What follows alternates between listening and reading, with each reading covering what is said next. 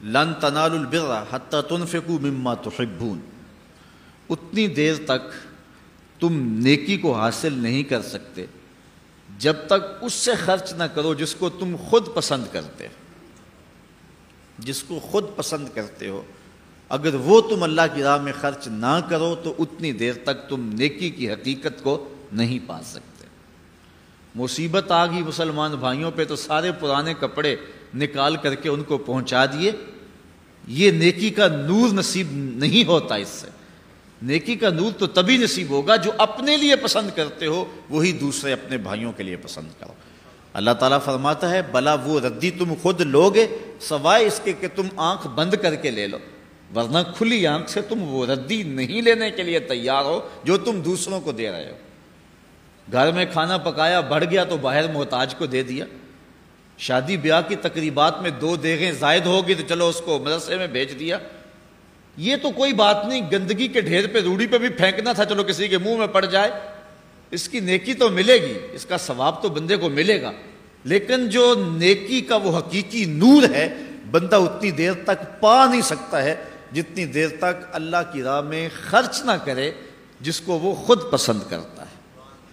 2 چیزیں ہیں، ایک وہ خیرات کرنا چاہتا ہے، ایک وہ اپنے پاس رکھنا چاہتا ہے۔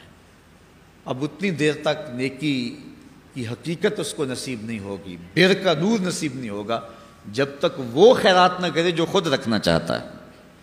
مما تحبون، ہاں اس میں سہولت یہ دی کہ وہ سب خرچ نہ کرے بلکہ اس میں سے کچھ خرچ کر دے جس کو وہ خود اپنے پاس رکھنا چاہتا۔ مجھے یہاں امام اعظم امام ابو حنیفہ رحمۃ اللہ تعالی علیہ کی زندگی کا ایک واقعہ یاد آیا کہ اس دور میں ایک شخص تھا، اس کے پاس بڑی جائیداد تھی اور سونا چاندی کافی مقدار میں موجود تھا۔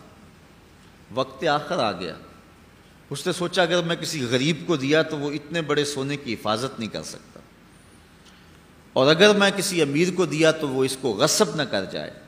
خیر اس نے ایک شخص کو بلایا اور تھیلے میں ڈال کر کے وہ سونا اور وہ چاندی دیا، کہا جب میرے بچے جوان ہو جائیں تو جو تیرا جی چاہے وہ بچوں کو دے دینا۔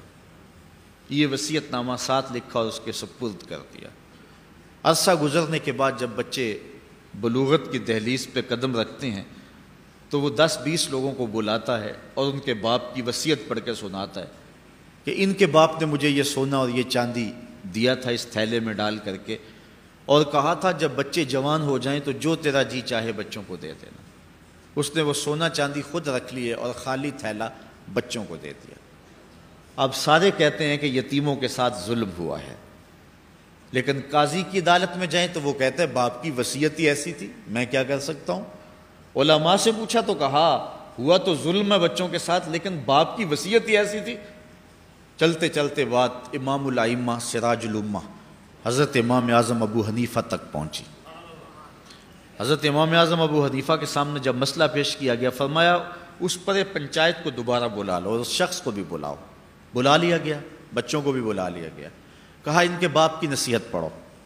نصیحت پڑھی اس نے کہ مرتے ہوئے ان کے باپ نے مجھے یہ تھیلے میں ڈال کر کے سونا دیا تھا اور کہا تھا کہ جب بچے جوان ہو جائیں تو جو تیرا جی چاہے وہ بچوں کو دے دینا، تو میں نے تھیلا ان کو دے دیا ہے اور سونا میں نے خود رکھ لیا ہے۔ تو حضرت امام اعظم فرمانے لگے کہ وصیت دوبارہ پڑھو نا۔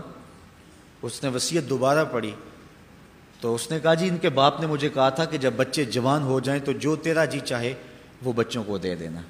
تو امام اعظم فرمایا کہ ان کے باپ نے کہا تھا جو تیرا جی چاہے وہ بچوں کو دے دینا، اب تو بتا تیرا جی سونے کو چاہ رہا ہے یا تھیلے کو چاہ رہا ہے؟ اس نے کہا جی میرا جی تو سونے کو چاہ رہا ہے۔ کہا وصیت ہی یہی تھی جو تیرا جی چاہے وہ بچوں کو دے دینا، اب تو ان کو سونا دینا اور خود تھیلا رکھ۔ تو حضرت امام اعظم امام ابو حنیفہ نے اس طرح فیصلہ کر کے جو ہے وہ غریبوں کو اور یتیموں کو ان کا حق دلوا دیا۔ تو فرمایا لن تنالوا البر، تم اتنی دیر تک نیکی کو نہیں پا سکتے حتی تنفقوا مما تحبون، جب تک اس کو خرچ نہ کرو جس کو تم خود چاہتے ہو، جب تک اس سے خرچ نہ کرو جس کو تم خود چاہتے ہو۔ جو تم اپنے پاس رکھنا چاہتے ہو اس سے کچھ حصہ خرچ کرو گے تو پھر تمہیں نیکی ملے گی۔